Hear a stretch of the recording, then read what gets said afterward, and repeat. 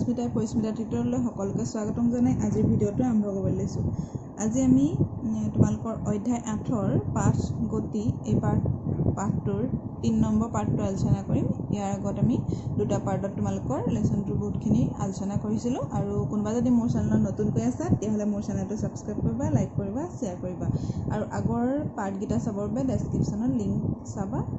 পাবা, তাতে চাব পাৰিবা। এতিয়া আজি চাওঁ আহা লেখৰ যোগেদি গতিৰ বৰ্ণনা কিদৰে কৰিব পাৰি চাওঁ আহা।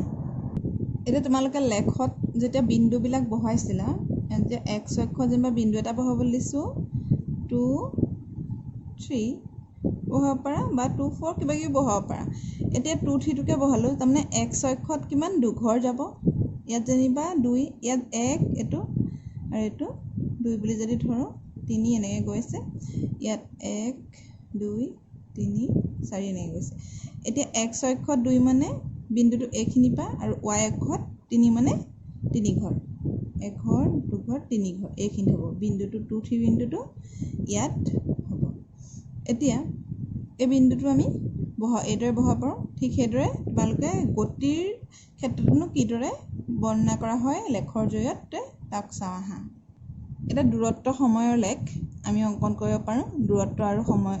এতিয়া সময়টো যদি আমি x অক্ষত বহোঁ আৰু দূৰত্বটো যদি y অক্ষত বহোঁ কিদৰেনো লেখ অংকন কৰা হয় চাওঁ আহা। এতিয়া তোমালোকৰ সুষম দ্ৰুতি বিষম দ্ৰুতিৰ বিষয়ে আলোচনা কৰিছিলোঁ মই ইয়াৰ আগৰ পাৰ্টত। আৰু সুষম দ্ৰুতিত কি হয় যে বস্তু এটাই সমান সময়ৰ অন্তৰালত সমান দূৰত্ব অতিক্ৰম কৰে আৰু বিষম দ্ৰুতিত সমান সময়ৰ অন্তৰালতকৈ বেলেগ দূৰত্ব অতিক্ৰম কৰে আৰু স্থিতিশীল অৱস্থা মানে ৰখি থকা অৱস্থা ইত্যাদি ক্ষেত্ৰত দূৰত্ব সময়ৰ লেখ কেদৰে ব্যৱহাৰ কৰিব পাৰি চাওঁ আহা। এতিয়া আমি এইদৰে যদি দূৰত্ব সময়ৰ লেখ আহোঁ, এই x অক্ষত কি লৈছোঁ, x অক্ষত আমি সময় লৈছোঁ আৰু এইটো মিনিটত লৈছোঁ আৰু দূৰত্বটো কিলোমিটাৰত লৈছোঁ, মিটাৰতে লৈছোঁ।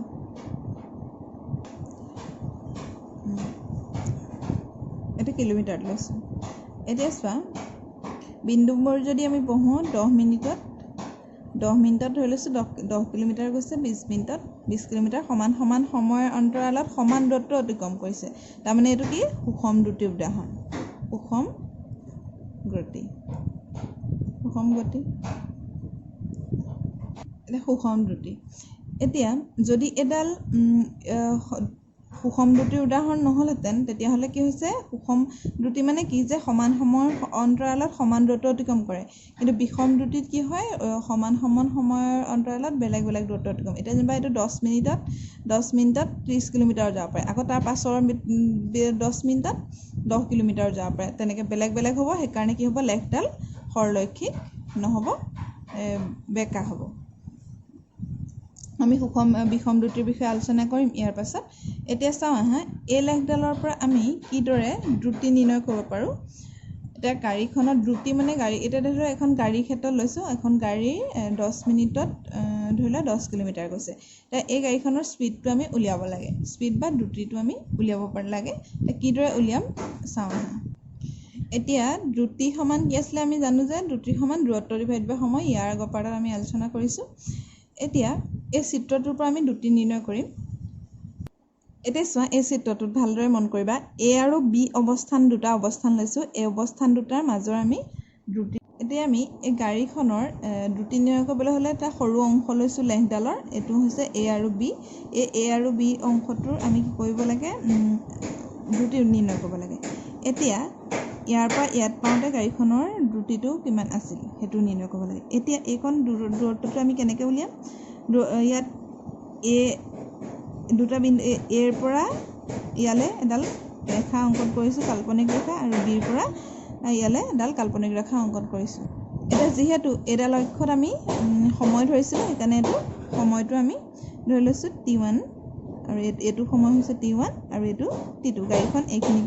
এইখিনি পাওঁতে তাৰমানে এইকণ সময় কিমান t1, এইটো t1 এইটো t2। ইয়াৰ পাছত এতিয়া কি হৈছে, এতিয়া এই চিত্ৰটো যিহেতু এটা ত্ৰিভুজ হৈ গ'ল, ইয়াত এইকণ হৈছে সময় A কোণৰ পৰা A কোণলৈ সময় আৰু A কোণ হৈছে দূৰত্ব B A কোণৰ পৰা এইটো C বিন্দুত কাটিছে বুলি ধৰি লৈছোঁ এই C বিন্দু হৈছে উমৈহতীয়া A বিন্দুটোত কি হৈছে A কোণৰ পৰা BC কোণ হৈছে AC হৈছে সময় আৰু BC টো দূৰত্ব এতিয়া BC মানটো আমি এইফালে ইয়াৰ ফালে বহাই যদি দিওঁ তেতিয়া কি হ'ব এইটো ধৰি লৈছোঁ S1 আৰু এইটো S2 দূৰত্ব বুলি ধৰিছোঁ এতিয়া এই চিত্ৰটোৰ পৰা চাবা AC মানে সময় এইখন AC এ কি বুজাব T2 - T1 বুজাব আৰু BC এ এইখন যেহেতু S2 - এই কোণৰ পৰা এইটো বিয়োগ কৰিলে 40 পৰা 30 বিয়োগ কৰিলে যেটো পাম হেতু হ'ব ইয়াৰ দূৰত্ব তাৰমানে এই কোণৰ মাজত কিমান আছে এটা এইখিনি 40 আছে এইখিনি 30 আছে এটা ইয়াৰ পৰা ইয়ালে মাইনাস কৰি দিলে আমি কি পাম দূৰত্বটো পাম দূৰত্বটো যদি আমি v বুলি ধৰো তেতিয়া কি হ'ব দূৰত্বটোত s2 - s1 হ'ব আৰু ইয়াত t2 - t1 হ'ব এটা ইয়াৰ মানগিটা আমি বহুৱাই চাওঁ তাৰ পৰা আমি দুটি উলিয়াম s2 মানে কিমান আছে 40 আছিল আমাৰ চিত্ৰটোত 40 আৰু s1 মানে 30 আৰু ইয়াতো 30 আৰু 40 - 30 এটা কি হ'ল 40 - 30 হ'ল ইয়াত 40 পৰা 30 গলে 10 কিলোমিটাৰ আছে কিলোমিটাৰ আৰু এটো মিনিটত দিছিলো যেহেতু আৰু এটো কিলোমিটাৰ আৰু পাৰ 10 মিনিট এতিয়া কি হ'ব 10 কটাকটি গল তেতিয়া 1 কিলোমিটাৰ পাৰ মিনিট তাৰমানে কি হৈছে গাড়ীখনৰ দ্ৰুতিটো কিমান হ'ব 1 কিলোমিটাৰ পাৰ মিনিট তাৰমানে কি হৈছে গাড়ীখনে 1 কিলোমিটাৰ কিমান গৈছে 1 মিনিটত 1 কিলোমিটাৰ গৈছে এইদৰে তোমালোকে দূৰত্ব সময় লেখৰ পৰা দ্ৰুতি নিৰ্ণয় কৰিব পাৰিবা এতিয়া চোৱা বিষম দ্ৰুতিনো কি হয় বিষম দ্ৰুতিত লেখডাল সৰলৈখিক নহয় এবাৰ হয়তো স্পিডটো এটো বাঢ়িব আকৌ কমিব বাঢ়িব আকৌ কমিব এনেকৈ বিন্দুবিলাক এইদৰে যাব সেইকাৰণে এবাৰ কমিব বাঢ়িব এইদৰে গৈ পেলাই আমি যদি সংযোগ কৰি দিওঁ তেতিয়া বিন্দুবিলাক এতিয়া কি হ'ব এডাল বক্ৰৰেখা পাম বা বেলেগ ধৰণৰ হ'ব পাৰে মই এতিয়া অংকন কৰাডাল এডাল হয়তো হ'ব পাৰে আৰু তোমালোকে যেনিবা অংকন কৰাডাল এনেকুৱাও হ'ব পাৰে কাৰণ বেলেগো হ'ব পাৰে কিন্তু সৰলৈখিক নহয় বিষম দ্ৰুতিত সদায় সৰলৈখিক নহয় এতিয়া চোৱা বেগ আৰু সময়ৰ লেখ এটা বেগ যদি সময় এটো যদি বেগ হ'ব দূৰত্ব নহয় বেগ y অক্ষত যদি আমি বেগ ধৰো x অক্ষত যদি সময় ধৰো তেতিয়া কি হ'ব সময় আৰু বেগৰ লেখডাল যদি সুষমভাৱে গতিশীল গাড়ী এখন যদি সুষমভাৱে গতিশীল হ'বলৈ হলে বেগটো এইদৰে তে গাড়ীখন লেখডাল কেনেকুৱা হ'ব এনেকুৱা হ'ব আৰু এফালে সময় লেখ হ'ব এতিয়া চোৱা সৰলৰেখাৰে গতিশীল বস্তু এটাৰ সময় সাপেক্ষে বেগৰ পৰিৱৰ্তন আৰু বেগ সময়ৰ লেখ নিৰ্ণয় কৰিব পাৰি এইদৰে নিৰ্দেশ কৰিব পাৰি এই লেখত কি কয় সময় x অক্ষৰে সময় আৰু y অক্ষৰে আমি কি ধৰিছো বেগ ধৰিছো যদি বস্তুটো সুষম বেগেৰে গতিশীল তেতিয়া কি হ'ব সময় সাপেক্ষে বেগ সময় লেখৰ উচ্চতাৰ পৰিৱৰ্তন নহয় এটা এডালা উচ্চতা পৰিৱৰ্তন নঘটে তাৰমানে এতিয়া অক্ষৰ সমান্তৰালকৈ এডাল সৰলৰেখা হ'ব এটা অক্ষৰ এই x অক্ষৰ সমান্তৰালকৈ কি হৈছে এডাল সৰলৰেখা পাইছো নে এডাল সৰলৰেখা পাইছো x অক্ষৰ সমান্তৰালকৈ এতিয়া আমি জানো যে সুষম বেগেৰে গতিশীল বস্তু এটা বেগ আৰু সময়ৰ পৰণফল বস্তুতে হৰণটো আমি আলোচনা কৰিছিলো এটা সময় আৰু বেগ সময়ৰ লেখে আৱৰা অংশৰ কালিয়ে হৰণৰ মান হ'ব এটা a কোণে এটা আমি a আৰু b যিকোনো দুটা অৱস্থান লৈছো এই দুটাৰ মাজৰ আমি কি কৰিব লাগে দূৰত্বটো উলিয়াব লাগে আৰু দূৰত্বটো উলিয়াবলৈ হলে কি হ'ব a অংশটোৰ কালিয়ে হ'ব ইয়াৰ হৰণ এতিয়া এই চিত্ৰটোৰ পৰা t1 আৰু t2 এইটো t2 ব্যৱধান এটো 25 মিনিট ধৰিছো 25 মিনিট যোৱাৰ পিছত তাৰমানে কি কৈছে 10 মিনিটৰ পৰা 25 মিনিটৰ ভিতৰৰ সময়খিনিৰ দূৰত্বটো নিৰ্ণয় কৰিবলৈ কৈছে দূৰত্বটো নিৰ্ণয় কৰিবলৈ হলে কি হ'ব এইখিনি পৰা এইখিনি t2 - t1 আৰু এইটো হৈছে এই আয়ত ক্ষেত্ৰটোৰ যদি আমি কালি উলিয়াব পাৰো তেতিয়া কি হ'ব ইয়াৰ আমি দূৰত্বটো পাম এতিয়া এইটো হৈছে আয়তৰ কালি সূত্ৰটো দিশ পূৰণ প্ৰস্থ এটো ধৰি লৈছো দিশ বুলি ধৰিলে আৰু প্ৰস্থটো কি হ'ব ধৰি লৈছোঁ এইটো যদি দিশ হয় এইটো প্ৰস্থ হ'ব প্ৰস্থটো T2 - T1 আৰু দিশটো কি হ'ব ইয়াৰ পৰা ইয়ালৈ কিমান হৈ আছে 40 যিহেতু এইখিনি 40 কিলোমিটাৰ বেগত গৈ আছে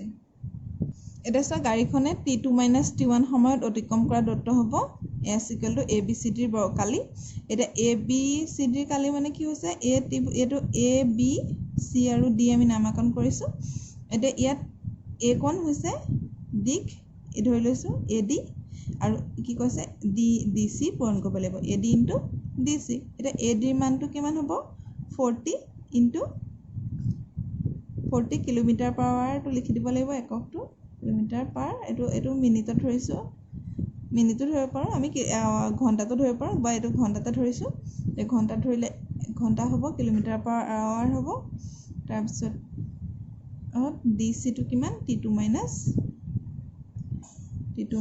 T1 টো কিমান হ'ব ইয়াত T2 - T1 40 kilometre per hour into T2 মানে ইয়াত T2 আমাৰ এইটো 25 - 10 15 হৈ আছে এতিয়া এটা পূৰণ কৰিলে মিনিট 15 আৱাৰ হ'ব এতিয়া আৱাৰে কটাকটি গ'ল ঘণ্টাই কটাকটি যাব এটা পূৰণ কৰিলে আমি কি পাম কিলোমিটাৰ কিমান কিলোমিটাৰ হ'ব তাত 660 কিলোমিটাৰ তাৰমানে কিমান হৈছে দূৰত্বটো কিমান 600 কিলোমিটাৰ